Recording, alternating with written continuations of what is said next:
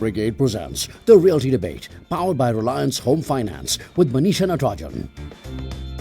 A year ago, we were debating whether malls in India are under threat from the tsunami of e-commerce and reached a conclusion that a well-designed mall in the right location has nothing to fear. Well, in April this year, DLF Mall of India, the country's first destination mall and also its largest at 2 million square feet of retail and entertainment space, officially opened its doors for customers. And so far, customers tell me, including my entire team which is directing this show, that the experience that they've had in this mall has been delightful. Now, this was the 6th shopping mall in DLF's portfolio of retail assets. What's surprising though is that while adding a new mall, DLF is simultaneously also selling another one at Saket. So in today's Realty Debate, we are going to get our panelists to identify the key trends in India's retail real estate and tell us how they fit this story into the big unlocking of value through the REIT story. My panel, Raj Menda, Corporate Chairman RMZ Corp, he continues to stay with us. Pushpa Bector, Senior Vice President, Head Leasing and Mall Management, DLF Mall of India, who should be smiling more. I've just said that the experience has been so good of anybody who's visited that mall. That's great.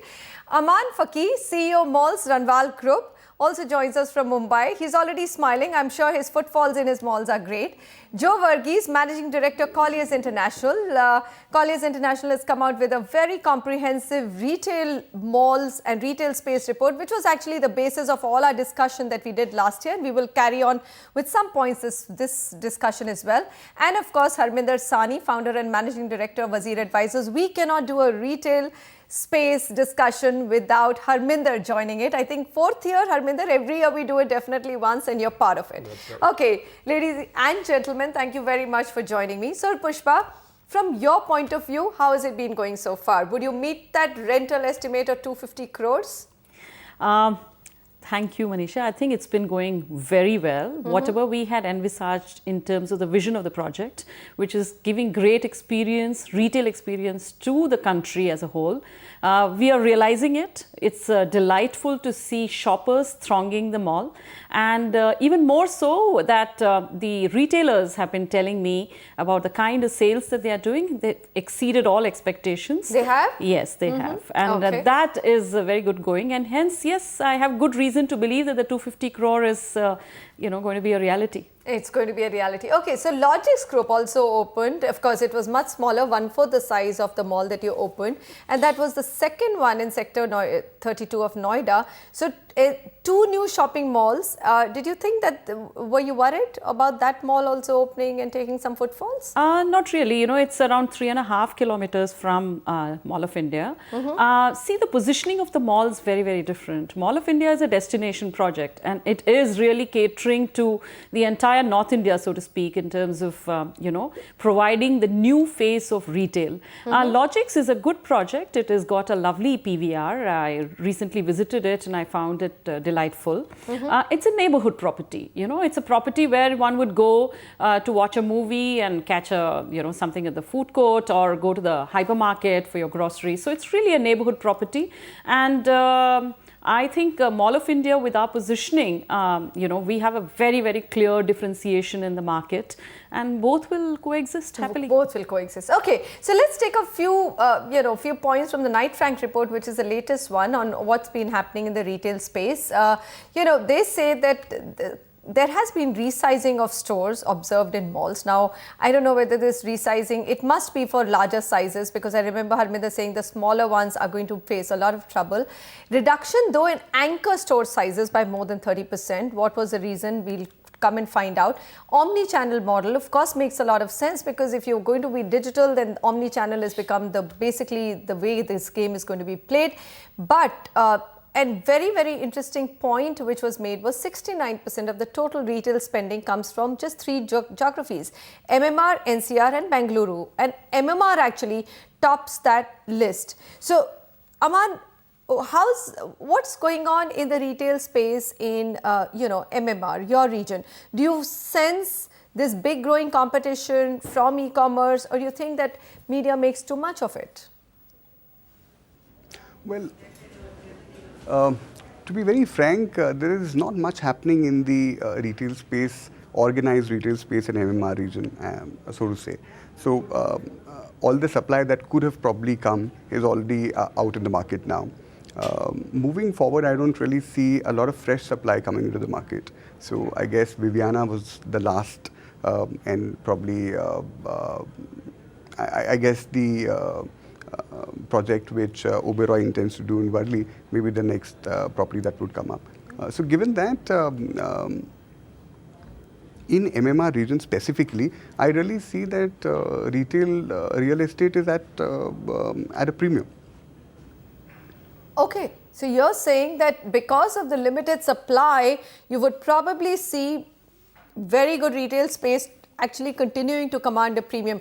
Joe Verghese, your report actually, Kalyan's report was the one which we used as that big debate between online and malls in India and what's likely to happen. So sum up the trends for us in terms of this whole online scare that we got. Was it overblown? Was it out of proportion? We are actually seeing that online has a role to play in shopping, and offline has a different role to play in shopping. So one of the things that you keep hearing when you talk about shopping malls is the experience, the positioning, which catchment is it trying to attract, and how is it creating a USP for all types of customers, be it the child of the family or the grandfather who accompanies that child. So you take care of all those segments in a mall. However, when you look at the online market space, they are selling a different proposition. They are looking at taking a product and reducing its ability to command a premium in this market, reducing the price arbitrage that would exist between location to location, and focusing on just online experience. There are some products that will do extremely well online, and some products that you wouldn't buy online. You might look at the product offline and decide to buy it online. So we are seeing a new trend come out where a lot of retail outlets could end up being brand centers where people come and experience the product and buy the product online to get the price arbitrage. Okay, fair enough. Raj Menda, sum up the Bangalore market for us in terms of the retail spaces. Has it been slow? I mean, and is that because the entire market, real estate market itself has slowed down? Or do you think that in that REIT story now you can actually converge your retail portfolio and therefore it's a strong business to bid for? So there are two things. I think Bangalore has been slow on mall launches. I think in every 4 months you'll find one new mall coming, which is not too bad for the market.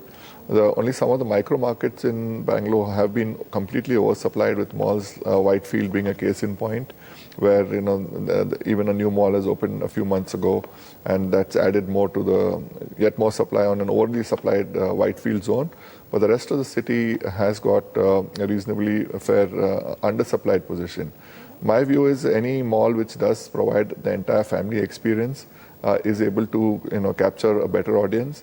And I do find that from whoever I speak to, that the family tends to spend close to about 10,000 rupees on the entire family each time they make a visit to the mall. So I find that if the mall which can provide that kind of an experience is able to attract a better audience.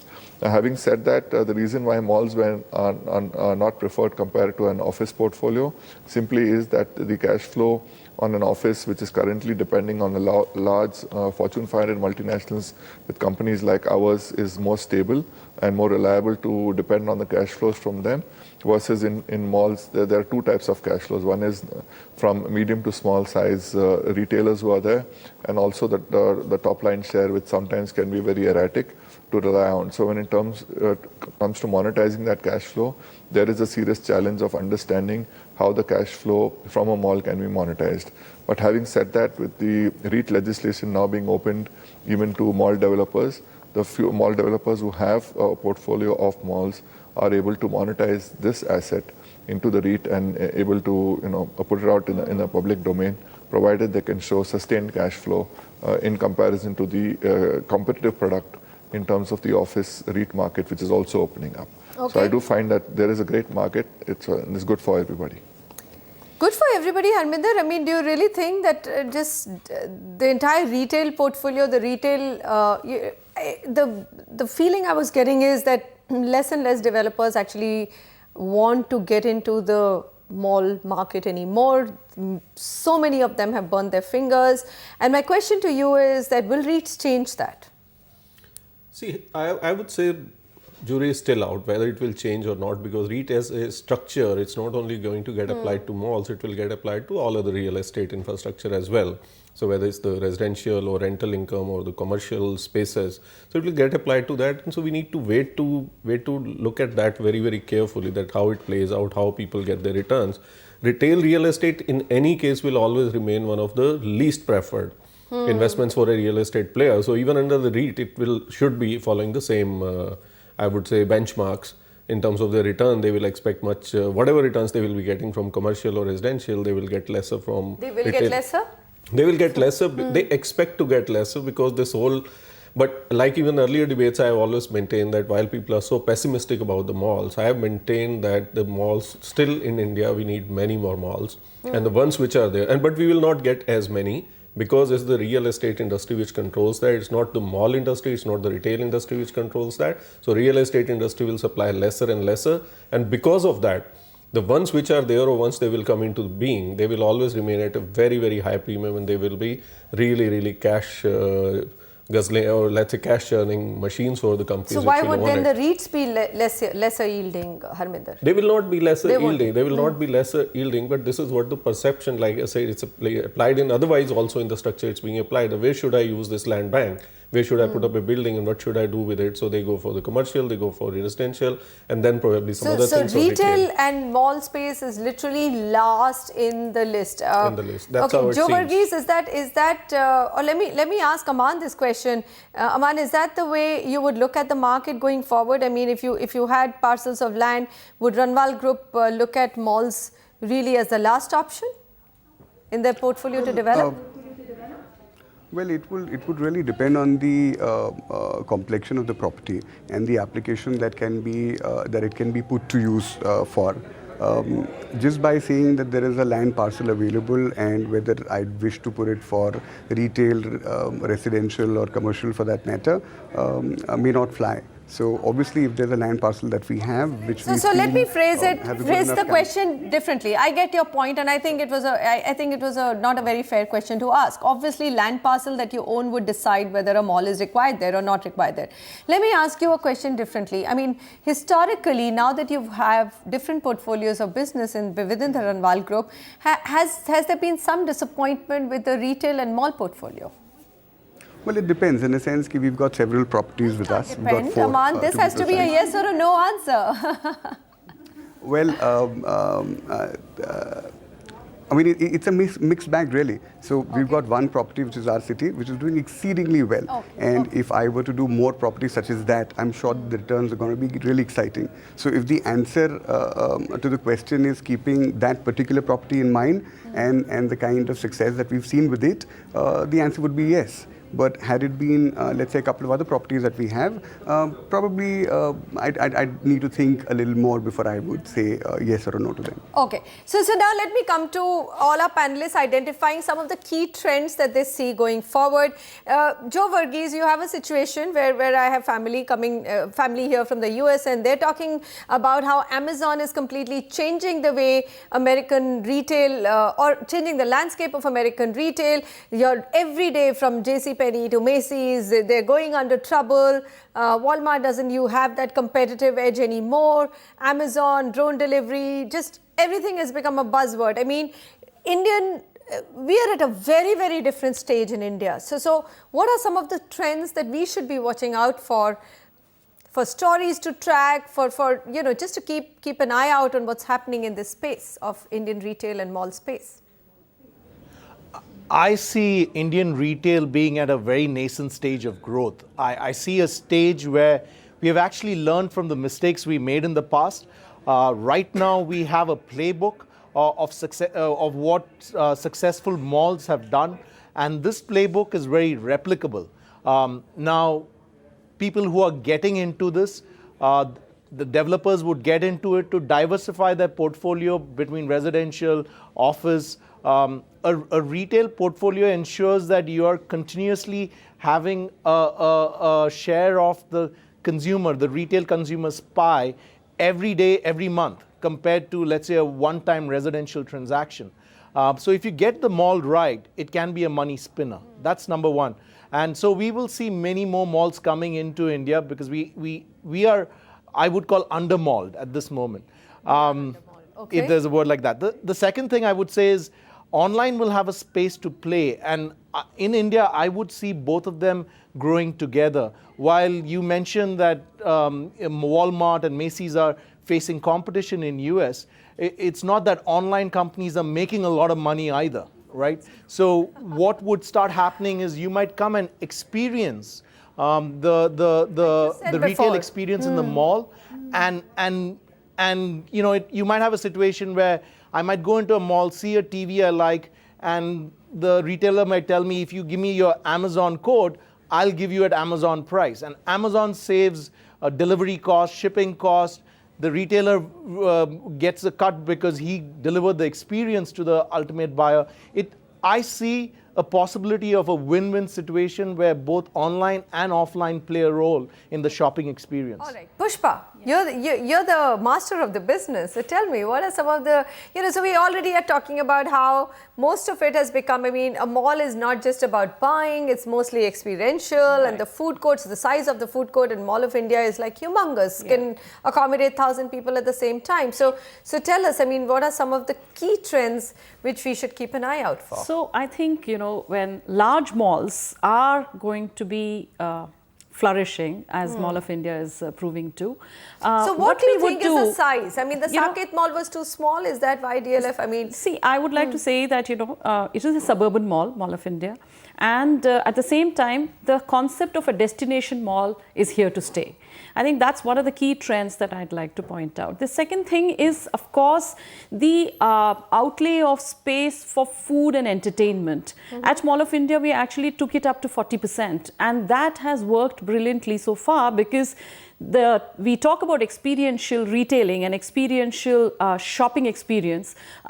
This actually value adds, the food and entertainment component value adds to that shopping experience that we want to create. The other aspect that I would really highlight is even brands have understood that for them to stay in the game and really get their consumers back again, they are interestingly spending a lot more on their fit outs, lot more in terms of technology. So when you come to Mall of India, you'll actually see brands who have represented themselves very well through great customer experience, through technology and interesting methods of ensuring that the consumers get to showcase the kind of brand that they have got. I think, that really is the trend. So we're assuming that there are at least 100 more brands, they're dying to get into India, isn't it? So that's one big thing that we will have to assume.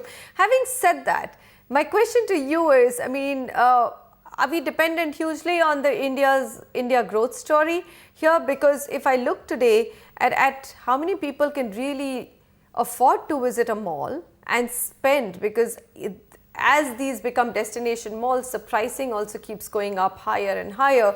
So where will it become a saturate, or when will we reach a saturation point on this?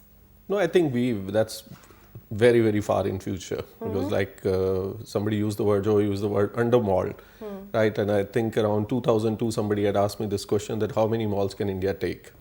And we had done some rough calculation, and we said around 600 malls are possible. And so I would say 600 malls. I said, yes, 600 possible, but if it all happened to be at that point of time MG Road and today Whitefield, then obviously that's not going to happen. So it have to be spread out. So that way I think we are very, very far from saturation. And given this other effect which has been going on for last 2-3 years, or maybe a little bit more, that real estate people are not investing in enough malls, we will remain under malled for a very, very long time. Very long time. So online and offline coming together, omni-channel and the brand centers and all those things happening. I think all that is already happening and will continue to happen. That's why the malls which are existing, they will go on premium, continue to do that.